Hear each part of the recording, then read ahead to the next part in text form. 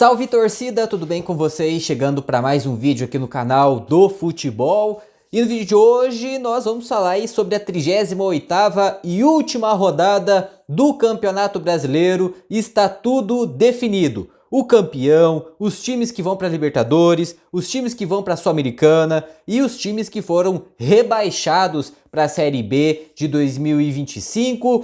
Vamos conversar sobre tudo isso no vídeo de hoje, mas antes eu gostaria de pedir a sua inscrição aqui no canal, deixa seu like, deixa seus comentários, compartilhe esse vídeo para o máximo de pessoas possíveis, rumo aos 200 inscritos, eu conto muito com a ajuda e com a força de vocês. Bom pessoal, chegou ao fim o Campeonato Brasileiro, muita emoção, muita polêmica, muitos gols, muitos jogaços, outros jogos nem tão bons assim, outros jogos extremamente horrorosos, enfim. Fim do Campeonato Brasileiro de 2024 e está tudo definido. Está definido o campeão, as vagas para a Libertadores, os times para a Sul-Americana, a Série B do ano que vem, enfim, está tudo definido. A 38ª rodada que teve toda ela jogada no domingo, né, às 4 horas da tarde, ou seja, toda a rodada foi disputada no domingo às 4 horas e vou passar aqui para vocês os resultados das partidas e depois a classificação do campeonato, como ficou o campeonato e também quem foi aí o campeão, times da Libertadores, enfim, vou trazer tudo aqui para vocês, tá bom? Antes, vamos passar aqui um giro então pela 38ª rodada do campeonato, que teve o Fortaleza vencendo o Internacional por 3-0, o Cruzeiro venceu o Juventude fora de casa por 1-0, o Bahia venceu o já rebaixado Atlético Goianiense por 2-0, o Flamengo empatou com o Vitória na despedida do Gabigol do Flamengo, o jogo foi no Maracanã e o jogo terminou empatado em 2-2. O Bragantino goleou o Criciúma, o já rebaixado também, Criciúma por 5-1 e se livrou da zona do rebaixamento. O Bragantino aí que precisava só de um empate na rodada anterior para ser rebaixado, venceu o Atlético Paranaense e venceu o Criciúma e se livrou aí da Série B. Já já a gente fala mais a respeito disso. O Atlético Mineiro venceu a equipe do Atlético Paranaense por 1-0. O Botafogo venceu o reserva São Paulo pelo placar de 2-1. O Vasco venceu o Cuiabá fora de casa também por 2-1. O Fluminense venceu o Palmeiras por 1-0, jogo no Allianz Parque. E o Corinthians, que arrancada do Corinthians, hein?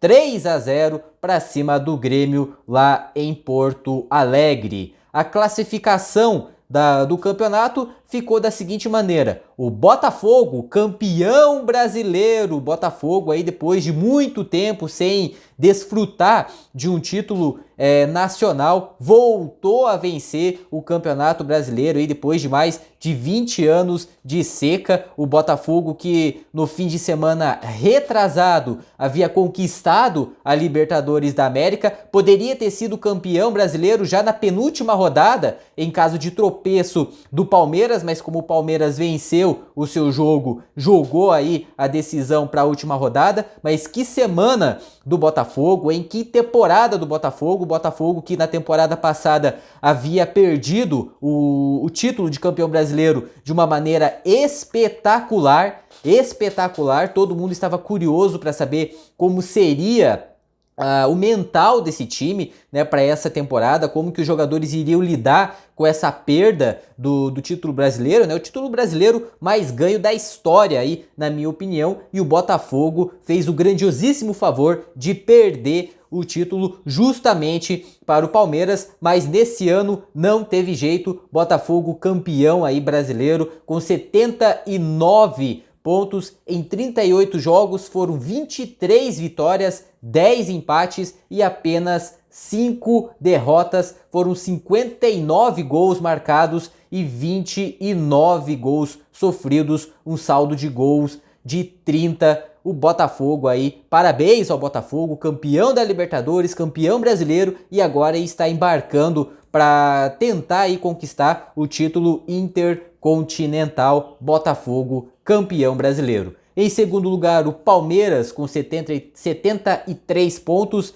Que temporada do Palmeiras, né? Uma temporada que seria assim inimaginável para a torcida do Palmeiras, né? O Palmeiras aí que teve a pior temporada na era Abel Ferreira, né? O Palmeiras aí que só conquistou o título de campeão paulista, né? Conquistou o tri do campeonato paulista. O Palmeiras que ainda tinha o sonho de conquistar o tricampeonato brasileiro dos pontos corridos, algo que só o São Paulo conseguiu fazer lá na temporada 2006, 2007 e 2008. O único time até então que conseguiu se aproximar desse feito foi o Cruzeiro, quando o Cruzeiro conquistou o Brasileiro de 2013 e 2014, e agora o Palmeiras, né, que conquistou o título em 2022 e 2023, e agora em 2024 ficou perto ali de conquistar o tri. O Palmeiras de 22 vitórias, 7 empates e 9 derrotas. Foram 60 gols marcados e 33 gols sofridos, um saldo de gols de 27. O Palmeiras aí vai ter que pensar, vai ter que repensar muita coisa aí para a temporada que vem, já que na próxima temporada promete muito, né? O Flamengo aí tá prometendo vir com mais força ainda, o próprio Botafogo com toda certeza vai querer repetir o feito e vai investir pesado, outras equipes aí também vão investir pesado, como é o caso do Internacional, caso do Fortaleza, o próprio Atlético Mineiro, que nessa temporada foi uma temporada decepcionante, para não repetir o feito, promete também investir alto, então o Palmeiras aí vai ter que correr atrás aí do prejuízo. Em terceiro lugar, o Flamengo com 70 pontos. Em quarto lugar, o Fortaleza com 68. Em quinto lugar, o Internacional com 65 pontos. E em sexto lugar, o São Paulo com 59 pontos. Esses 6 times estão classificados direto para a fase de grupos da Libertadores da América de 2025. Os 2 times que vão participar da pré-Libertadores são o Corinthians. O que falar do Corinthians, né? O que arrancada do Corinthians, o Corinthians aí que para muitos já era tido como rebaixado, como no ano que vem só ia disputar o Brasileiro e o Campeonato Paulista. Que arrancada do Corinthians aí, né, conseguindo uma vaga para pré-Libertadores. Talvez aí se tivesse mais 2, 3 jogos aí, o Corinthians poderia ter chances claríssimas de ir direto para a fase de grupos da Libertadores, né, já que o São Paulo aí teve uma derrocada monstruosa nessa reta final aí de Campeonato Brasileiro e o Corinthians terminou só 2 pontos atrás do São Paulo. Então se tivesse aí mais umas 2 rodadas aí, muito provavelmente o Corinthians teria tirado esse sexto lugar aí do rival, mas que arrancada do Corinthians. O Corinthians aí vai para a pré-Libertadores, já estava classificado para a pré-Libertadores na penúltima rodada, mas agora só sacramentou uma brilhante arrancada. E o último time aí para a pré-Libertadores do ano que vem é o Bahia. O Bahia aí que também estava numa derrocada monstruosa, assim como o São Paulo, né? O Rogério Ceni aí fazendo um péssimo trabalho aí no comando do Bahia, né? Inclusive aí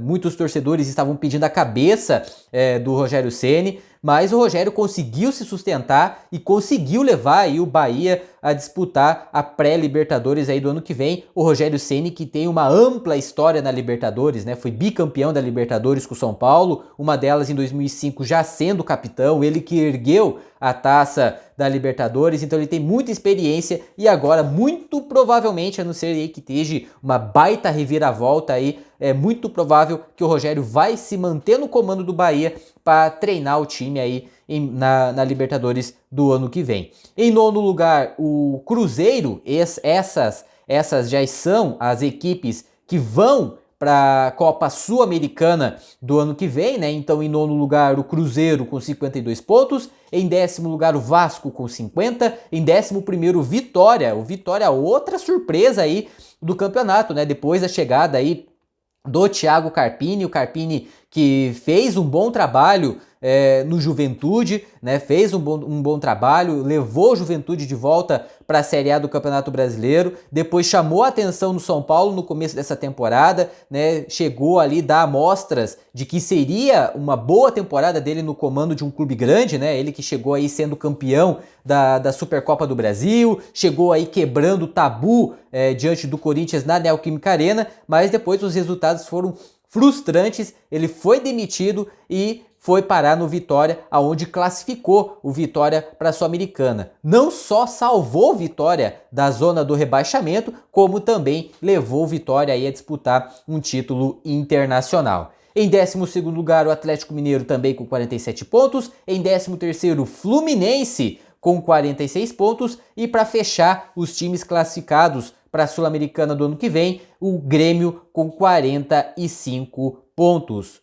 Os únicos times que não vão disputar nenhuma competição internacional na temporada que vem, em 15º, Juventude também com 45 pontos e em 16º, o Bragantino com 44 pontos. O Bragantino que só precisava de um empate na rodada contra o Atlético Paranaense, na penúltima rodada, para ser rebaixado. O Bragantino conseguiu vencer o Atlético e na última rodada só precisava dele. O Bragantino não dependia de nenhum resultado, até porque, independentemente de qual resultado seria entre Atlético Mineiro, Fluminense e o Atlético Paranaense, que eram as outras equipes que estavam brigando ali contra o rebaixamento, contra o Bragantino só dependia dele, né? Independentemente dos resultados dos outros times, né? O Bragantino só precisava dele para se livrar da zona do rebaixamento e fez isso com uma goleada aí, acachapante em cima do Criciúma, que já estava rebaixado, se livrou da zona do rebaixamento, se livrou da Série B. E os 4 últimos, os 4 que vão disputar aí a segundona em 2025, o Atlético Paranaense. Que vergonha do Atlético Paranaense, o Atlético aí que zoou o rival, né, o Coritiba, que lá em 2009, no seu centenário, também foi rebaixado para a segunda divisão do estadual, do Nacional, perdão.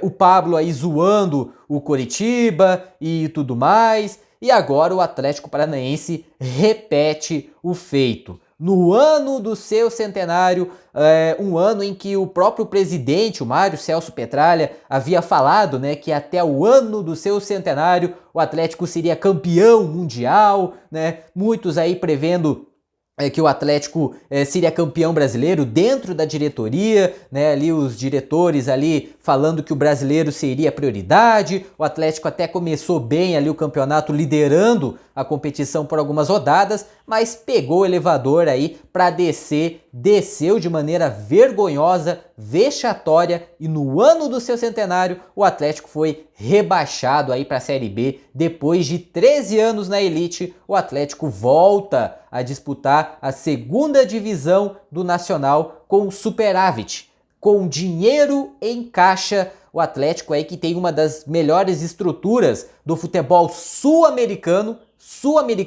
o Atlético com dinheiro em caixa, com superávit, e mesmo assim foi rebaixado para a segundona.